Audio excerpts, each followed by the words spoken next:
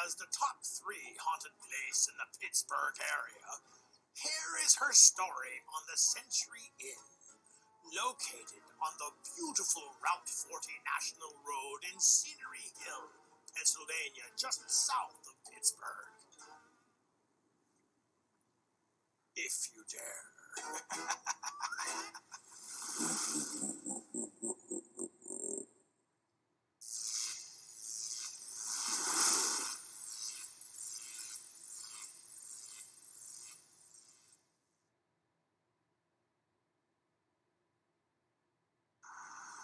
The Century Inn is the oldest of its kind, operating on the National Road, otherwise known as Route 40. At that point, it was just the Indian Trail.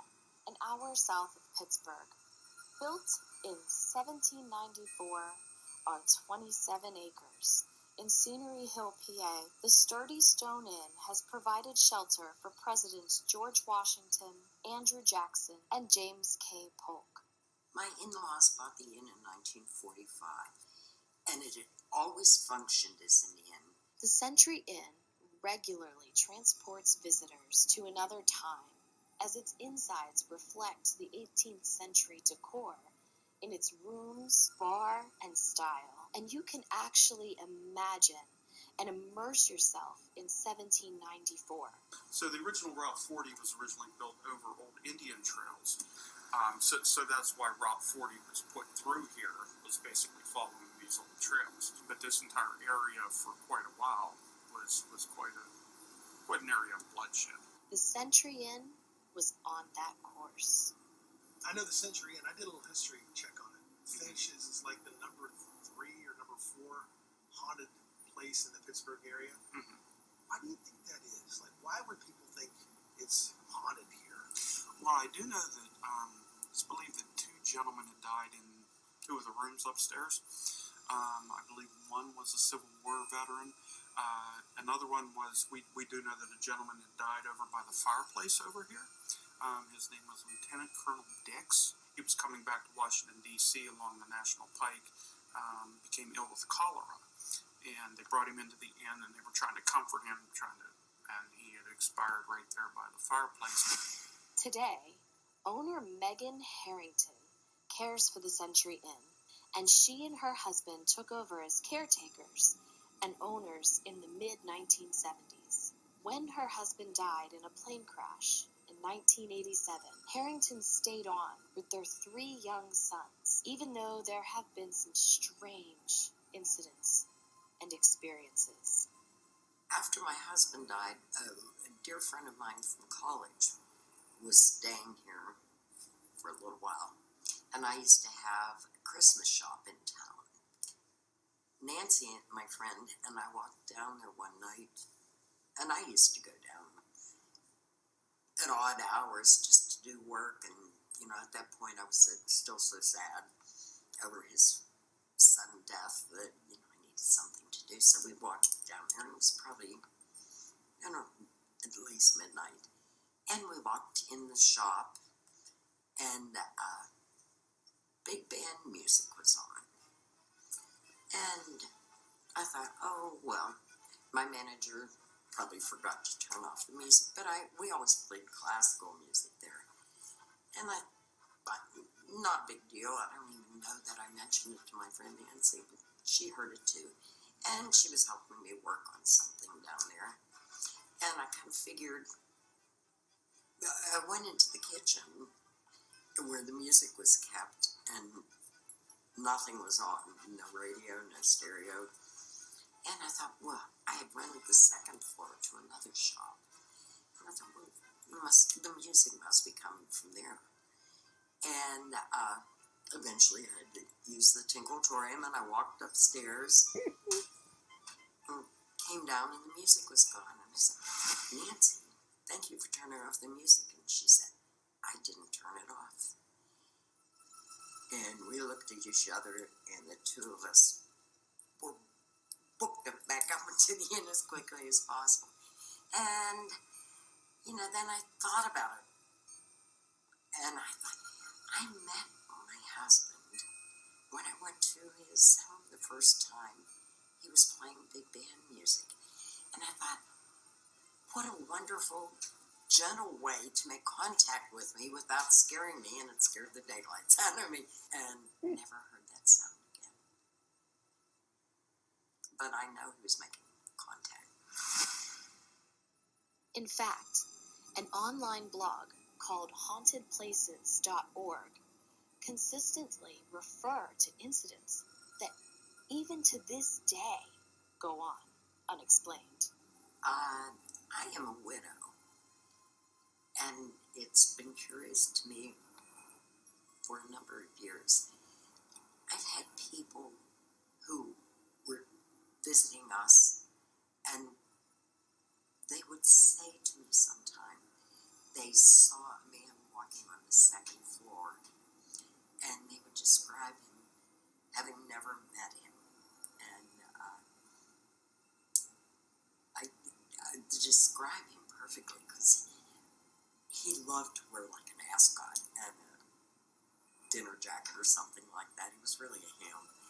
And, but it was so peculiar. They had never met him, but they saw him walking through. They always stayed in the same room, and she said she had gone to her room to get her sweater or something after dinner and was coming back down to the bar. But she said, every time I did that, I would see Gordon coming down from your steps. And she said, oh, Gordon, it's so good to see you. She didn't even question seeing him. And she said, please come down and be with us. And he said, Pat, I can't. So many people would not understand. Ghosts standing at the bottom of a bed of patrons in the middle of the night, a completely cold room, despite having the largest fireplace, almost room-wide. One story referenced a couple about to have dinner, and upon checking in with the hostess, they noticed only one other couple eating. The place was empty. The hostess commented that they were the first to arrive, and when they looked again, the other couple disappeared. There was a per employee here. I believe she was a waitress. She had come over to the bar and relayed this story to me. Anyways, it had occurred in this room here. And we have a gazebo in the back that we have weddings and outdoor events. And she was down there getting set up and everything for the wedding. I believe it was a wedding. And she was coming up the stairs over here. Can you show me? Sure. So she's coming up these stairs over here, and when she looked up into the windows here, I believe it was about right here, it looked like there was a lady dressed in older garb, kind of dressed up, sitting about right here, and was drinking a cup of tea, and it looked like she was smoking a cigarette. But at the time, the inn was supposed to be closed, so she was wondering who was in the building, because she didn't recognize the person or anything. So she had come into the bottom stairs down here, come up all the way around. Nobody was in here.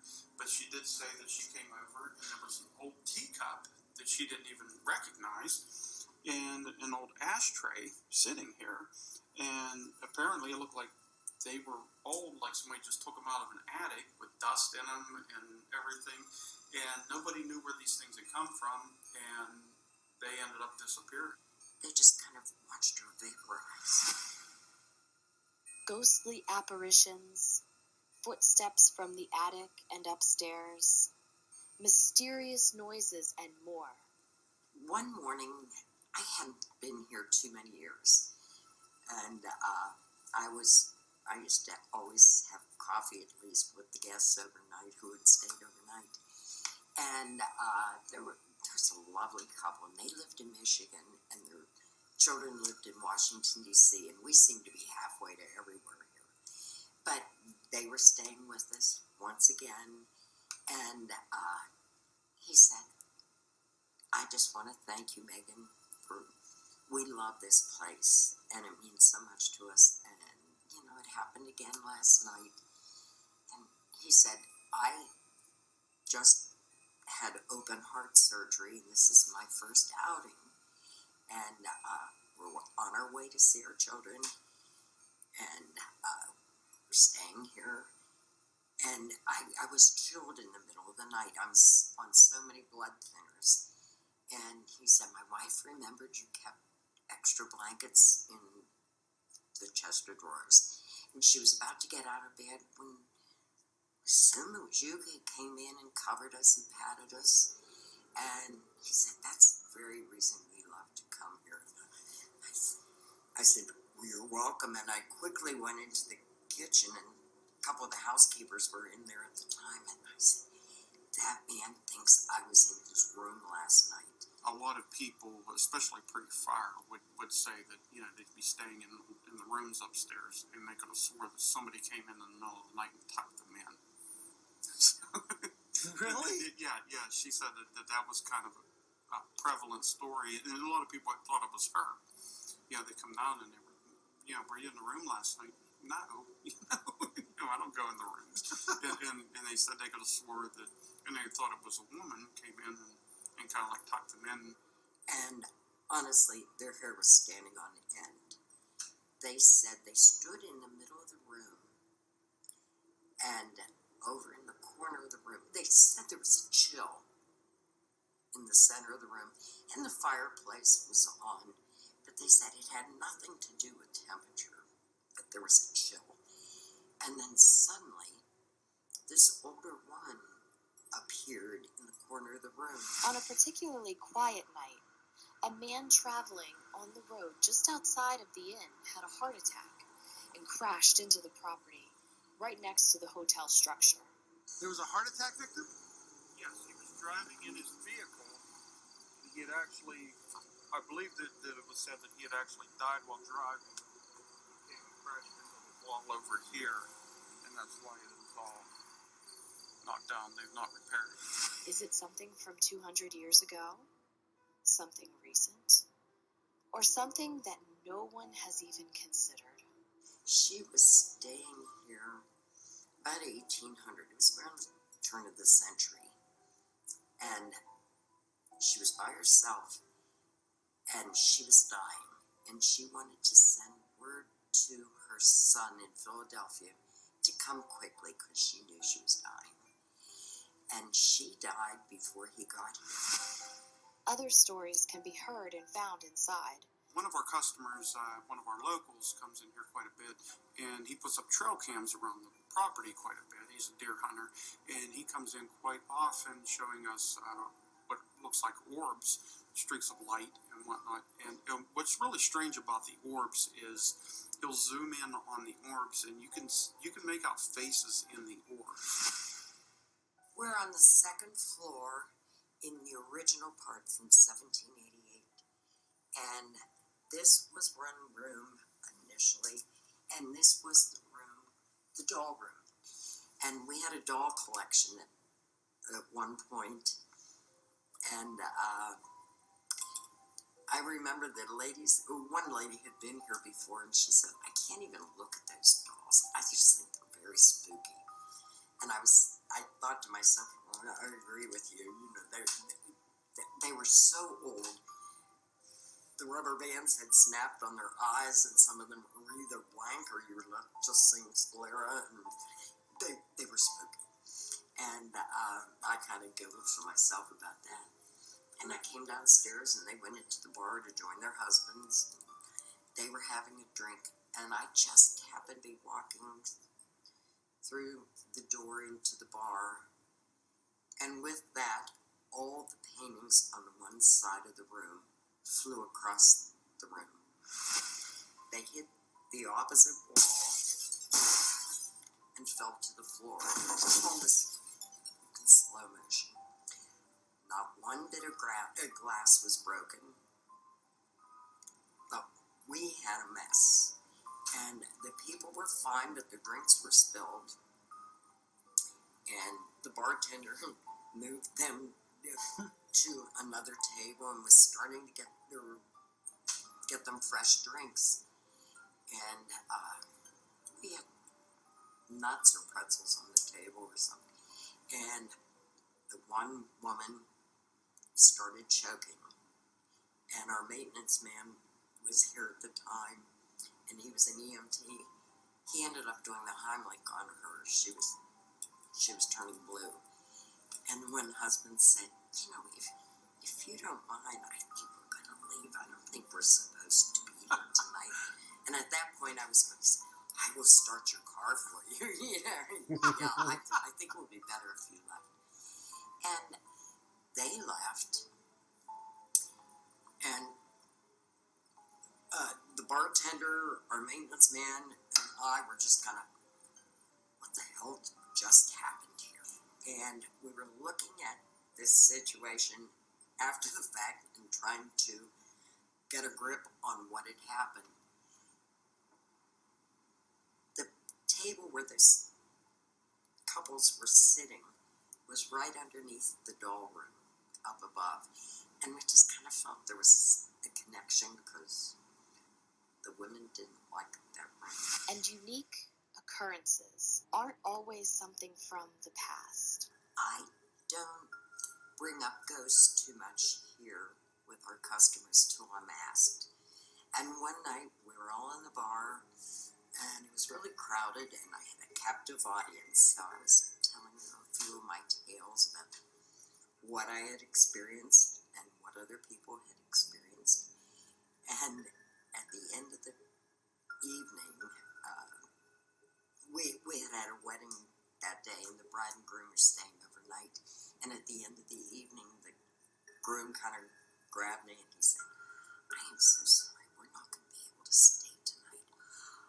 My wife is scared to death, and she wants out of here. And so, once again, I don't bring them up till people ask me to tell them stories.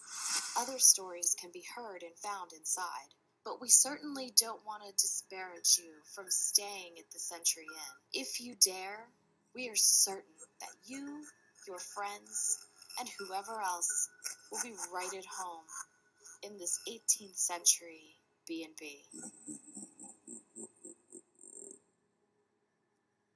You know, Captain, I'm actually digging this Halloween vibe of looking at haunted B&Bs you can stay at and experience yourself. I just might try that. I do like the haunted attractions like hay rides and things like that, but these are real. Very scary, particularly for our Halloween show. And the fun doesn't stop here, Captain. It doesn't? When we come back, we will have a very special guest for our Halloween special, someone appropriate for Halloween. Oh, who is it, Mr. Bones? Well, let's just say, with us running our Fan Club Decoder special tonight, where the first correct winner will win the 2018 Halloween movie where Jamie Lee Curtis returns, its sequel, Halloween Kills, and tickets to the Halloween Ends in theaters, and on Peacock, I guess, it will be a surprise for sure. It's got to be Judy Greer. She's in everything. No. My money is still on Jamie Lee Curtis, or maybe Will Patton. That sounds good. Well, stay with us. And in the meantime, you trick-or-treaters, let's take a break and get you to our latest Halloween contest. Rolex.